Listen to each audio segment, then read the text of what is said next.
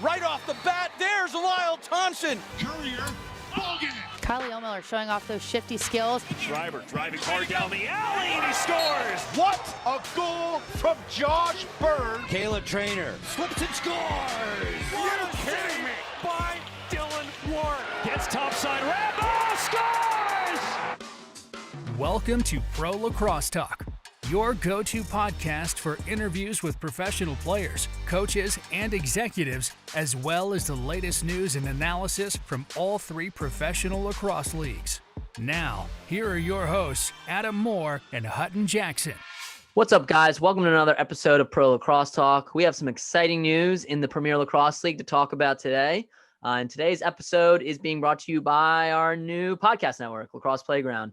We don't have any sponsors yet, but if you guys are interested in sponsoring the podcast, definitely let us know. I'm here with Adam Moore. Adam, how's it going today? What's going on, man? Excited to talk on this new platform. Excited to talk some pro lacrosse.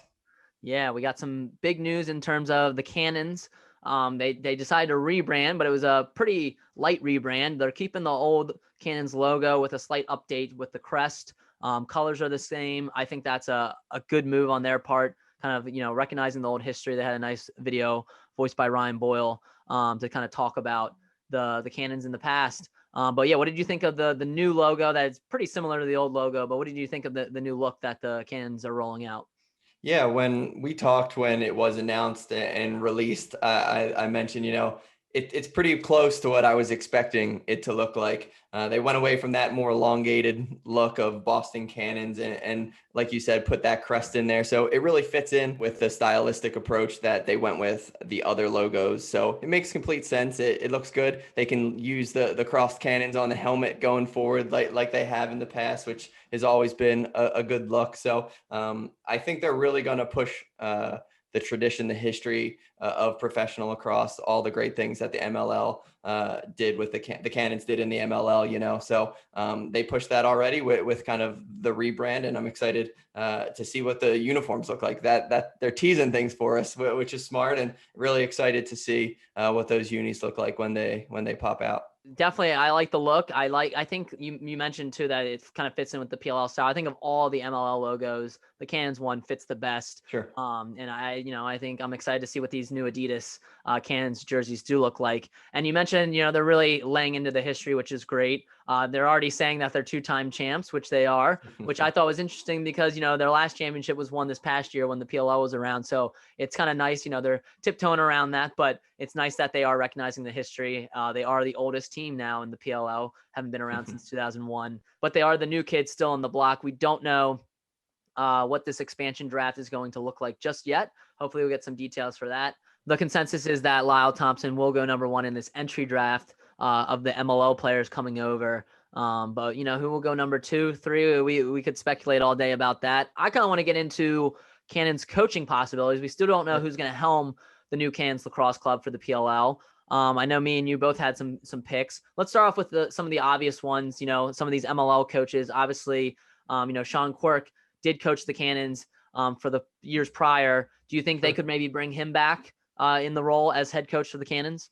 Yeah, we've seen a lot of talk on social media about bringing Coach Quirk back, coming off a championship, right? His first professional championship, which he was really excited about when we talked to him this past summer. I mean, it'll be interesting to see. I'm sure he'll be in potential kind of talks. His name will be thrown into the ring. It'll be interesting to see, though. When we had him on, he mentioned he did step away from the head coach role at Endicott, where he's now the associate director of athletics. So will that really give him the ability to coach over an 11-week period of the season? Not really sure if that's going to be something that really fits into his schedule, So we'll see what happens with his role, but why not keep his name in the ring? Let's see what happens. Obviously, he has that championship pedigree after last season. Yeah, no, and you got a good MLL coaching pool to kind of choose from if you decide not to go with Quirk. One of the guys I think in the pool I would really like to see maybe get a shot is Bill Warder, with what he did with the Rattlers and the Hammerheads this past season. I think he could be a nice fit. And then there's a lot of guys, Tom Mariano is another coach that, has had some success. BJ O'Hara probably one of the most successful coaches at the pro level. I don't think Tony Seaman will probably be in the running, because I think he likes his home out in Denver. So I think that he's probably going to stay put where he's at. There's a lot of different possibilities for guys. Yeah, absolutely. I mean, you even saw a guy like Spencer Ford get back into the pro ranks last year on the sideline with the Barrage. So is he going to look to get back out there? Yeah, no, for sure. And then, we could talk about some guys that maybe weren't coaching most recently. I know you had one, a former Cannons head coach that you think they should bring back. Yeah, a guy that first came to mind, and looking how the Cannons are kind of leaning into that history side of things, why not go back and get a guy that was a big part of their history pretty much from their inauguration, and that's Bill Day. He was a starting goalie for the Cannons when at the creation of the MLL. He was a champion coach with the Cannons in 2011, so why not kind of bring some old faces back and bring the gang back together that made the Cannons such a household name in Bill Day. Yeah, no, and they already had a graphic of him too. They were paying a little bit of a tribute to him with the history on social media. He seems like he's, excited about the direction they're going. So maybe he is the guy. You mentioned that 2011 Cannons team. Here's my big pick, I think, for Cannons. If they decide not to go with an MLL name, someone outside, Coach Petro. Coach Pietramala would be a great fit for this Cannons team. And, I really think if Paul Rabil goes unprotected on the Atlas, maybe even Kyle Harrison goes unprotected on the Redwoods, have an influx of talent coming in from the MLL. Maybe these veteran guys go unprotected. Why not build this new Cannons team around those two former Blue Jays and their coach, Dave Pietramala? I think that would be a match made in heaven. I don't know if Paul Rabil's already thinking that. If he wants out from the Atlas, it would be a good time for Ben Rubior to maybe blow up the Atlas a little bit too and go a little bit younger. And I think that's what's going to happen now. With this expansion draft is some of these veteran household names are probably going to be left unprotected and find new homes just because of the fact that there is an influx of younger talent coming into this league. But yeah, that would be my hot take. Get Coach Petro on the sidelines for the Cannons. He's now available, and reunite him with Paul Rabil and Kyle Harrison. It'd be pretty cool to see Paul back on that Cannons team. I mentioned that championship already. He was on that squad. The PLL is looking for stories all the time, and what a storybook ending to an awesome career if Paul finished it and went out on top with the Cannons. Yeah, no, and I think he's still got some stuff left in the tank. I know Sure. A lot of people didn't think this season went great for him, and it didn't. He had one goal. Really not a great championship series, but I think we got to take a step back and Sure. not look at this kind of in a vacuum like we have been. Connor Fields also didn't have that great of a championship series, but it was a 2-week sprint of a season. So I think you kind of have to put an asterisk next to 2020 in terms of expectations for some of these players. Yeah. I think Paul can still play at a high level. I think Kyle may be on his last legs as well too. But, again, you look at a Water Dogs team that brought in a Brody Merrill as veteran leadership. I think you could maybe see that if these two guys go unprotected, maybe they mean more to the team than we think, off paper in the locker room, and, maybe they get protected in this expansion draft. I think, though, personally, you got to make some harder decisions this time around. And I think they go unprotected, but that we'll see what those rules end up being. If they can protect 10 players, maybe it's less, maybe it's more. We'll definitely look to see what happens there. I know you too had some suggestions, maybe from an assistant standpoint too, some current PLL assistants that could make a good head coach. What was one suggestion that you had for that?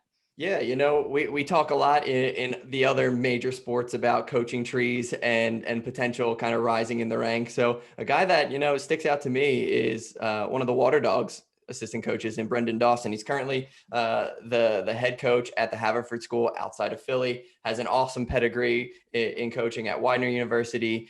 He was at Haverford College before hopping over to the high school side. He'd be an awesome addition as a head coach. I think he brings a lot of awesome intangibles. And, he was a fantastic player, 2-time national champion at Salisbury. So really awesome candidate. And I think we could see a number of guys potentially names kind of drop from the assistant side of things. Yeah, that's a little bit of the younger blood. I was looking at maybe a little bit older guy like Tony Resch. Again, I don't know if he wants to be a head coach at this point in his career. Took the Barrage to 2 championships, took the Wings to multiple championships as a player and a coach. Oh, I know it. Yeah, and I know you're a big fan of him. I think he would be a great fit. Again, he was one of the guys I thought, maybe the Chrome or the Water Dog should have looked at last year. Again, I think he's probably comfortable maybe being just a defensive coordinator for the Archers. But if he decides to put on the head coaching hat again, he would be a good candidate in my mind. But yeah, it'll be interesting to see. I know, the plan is, make players full-time in pro lacrosse. When's it going to kind of be that case for the coaches? We don't know. A lot of these coaches still, they're full-time, with a college or with a high school program and then coach during the summer. But, it's definitely going to be interesting once, pro lacrosse moves up, what happens with these coaches. Yeah. And, I think that's an interesting point. And I think it's not just going to be one day it switches, right? It's a progression. Like we've seen the progression of the MLL to what the PLL is doing with the kind of full-time salary side of things. So I think the same can be said for coaches, and it's going to be a transition, but we're going to get there. Yep, absolutely. And let's get to the bigger news that the PLL season has been announced officially. This isn't speculation anymore. They are going to start on June 4th, which is a Friday, weekend after Memorial Day. And then they're going to have a 43-game season over 11 weeks. There will be an all-star weekend again, and there's going to be 3 weeks of playoffs with a quarterfinal, semifinal, and championship ending on September 19th. Again, we don't know if the playoff format's going to be similar to what it was in year one. Maybe, now that there's 8 teams, we see all 8 get in. Maybe we see, 6 where it's the top 2 get a bye. I think that would probably be the better route. Put a little bit more emphasis on winning in the regular season. Sure. But we will see. We don't know. That's kind of just what the details we've gotten. But how excited are you to finally get some pro field lacrosse back on June 4th? Yeah, man, just with everything going on right now, it's great to kind of see some light at the end of the tunnel, right?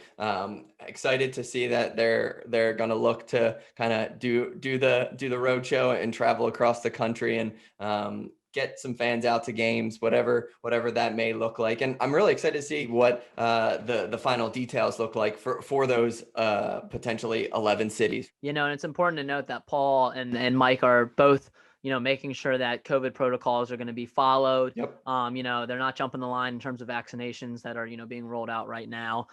So I think we're in pretty good shape for, summer of lacrosse, but they do have contingencies in place, and they executed their PLL championship series with perfection. So I think we can expect a little bit more of the same in terms of making sure they're going to these cities and players are staying safe and fans are staying safe too, if they're allowed to have fans. Hopefully they do. We would love to see fans return some field lacrosse games again. Now let's move on to NLL a little bit, because the NLL is returning on April 9th.